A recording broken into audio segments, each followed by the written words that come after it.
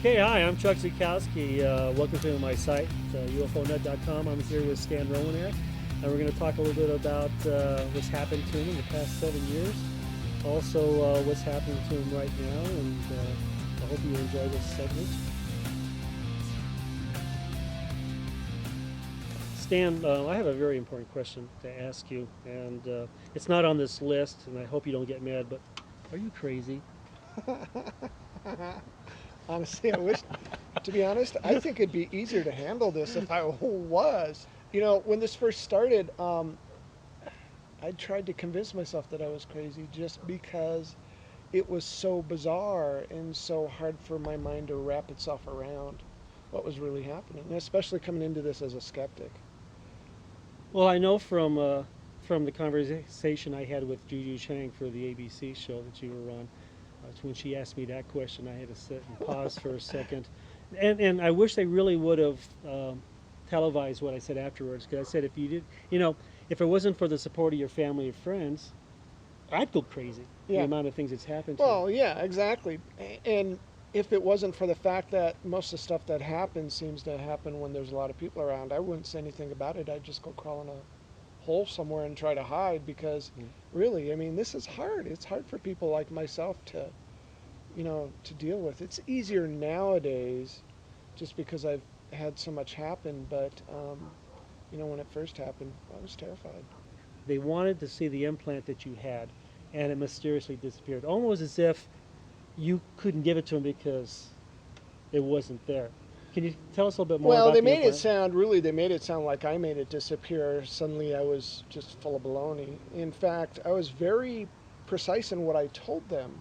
I made sure of that the implant actually disappeared 2 years ago. Um, First, let me tell you how it started. During one of my abduction experiences, I came back with a lump in my hip. A year or so later, I was abducted again, came back with puncture marks, the triangle puncture marks around that same lump in my hip. And then a year after that, it felt like a sliver was poking through. And I kept trying to, I took some tweezers and I tried to get to it, tried to get to it. I went to the doctor. The implant, got the implant out. When it hit the air, it was fuzzy. It looked like it had this white fuzz on it. And as soon as it hit the air, the fuzz started melting away.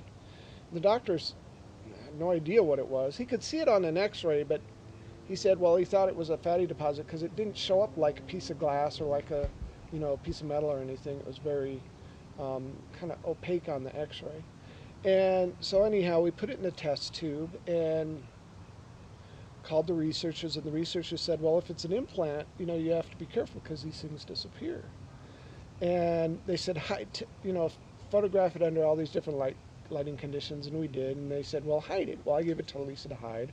I didn't know where she hid it. Um, Woke up in the middle of the night because there was this high pitched ringing coming from the radio next to the bed. What she did, Lisa hid the test tube in the implant in the back of the uh, compartment where they keep the cord for the radio. Well, I woke up in the middle of the night because this high pitched sound was coming out of it, and then I went back to bed. And I woke up. When I woke up in the morning, I told Lisa about it, and she goes, "Oh, damn, the implant." When we opened the back of the radio, the implant was blown to bits, and the bottom of the test tube was blown out. We took the implant, put it in a glass container, sent it off to the scientists. Now, this was a sterile glass container, mind you. By the time it got there, there was about a teaspoonful of amino acids. It had produced its own amino acids. And when they took it and not X-rayed, but put it under electron microscope and stuff, they found tiny computer chips and microscopic gears and all kinds of stuff.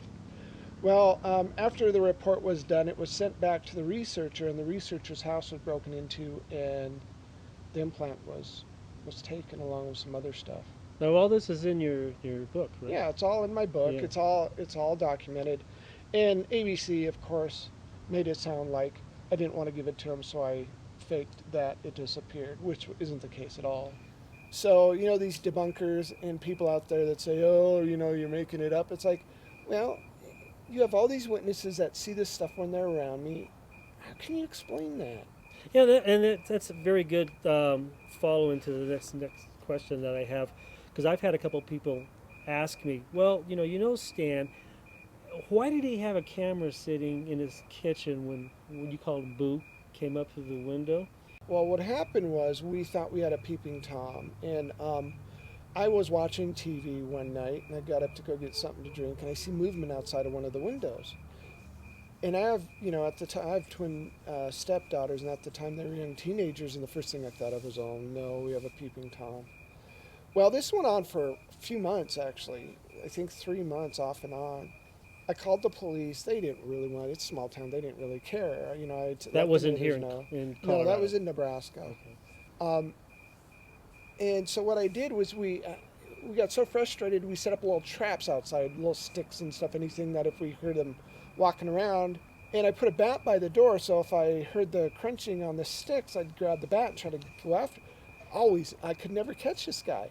Well, one of the scientists involved in my case said, you've got a camcorder, it has a night shot on it. Why don't you, next time you see movement, set up the camera, set up the tripod, point it towards the window, and walk away? Well, that's exactly what I did. I pointed it toward the window and I walked away.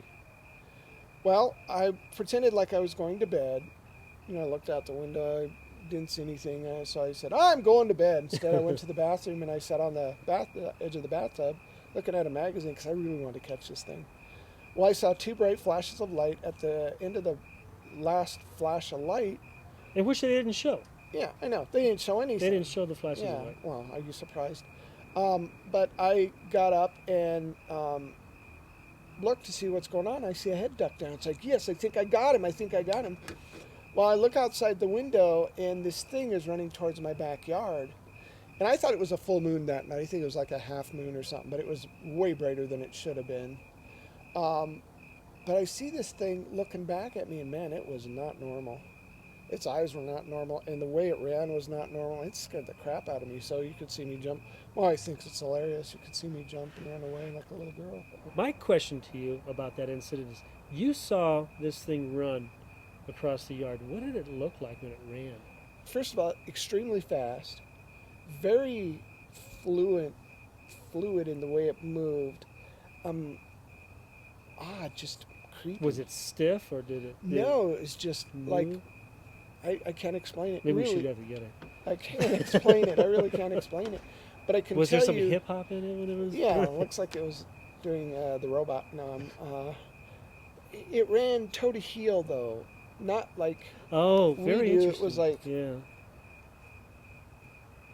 I can't explain it. Just bizarre. Did And you when notice like the regular knee movements? Or? Yes, I did, but again, just very bizarre. And when I looked outside the window, it must have sensed somehow that I was there because I didn't really make any noise, but it knew I was there because it turned around immediately as soon as I looked at it. It's like, holy crap.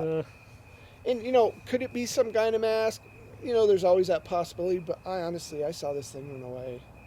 Yeah, so how tall would you think it would have been? It was about 3 foot something, 4 foot at the tallest. But that's the weird thing because the bottom of the windowsill was 7 foot off the ground. And that's something else they neglected to say. Yeah. No, believe it or not, I thought it was. It ended up better than I thought it would be. Yeah, they left some stuff out, and they tried to make it like I was crazy or sleep paralysis. That's the thing that really bugs me. We discussed this for hours when they were here. I said, don't say it's sleep paralysis. That doesn't hold water because my first abduction experience especially happened when I was awake.